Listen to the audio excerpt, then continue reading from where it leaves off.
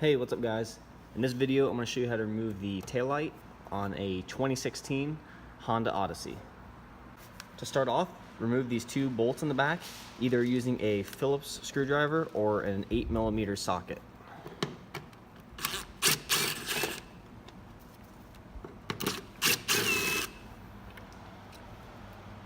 Next, you're going to take one hand and place a few fingers in the slot between these two panels, and then with your other hand, just support the back and pull directly back on the taillight.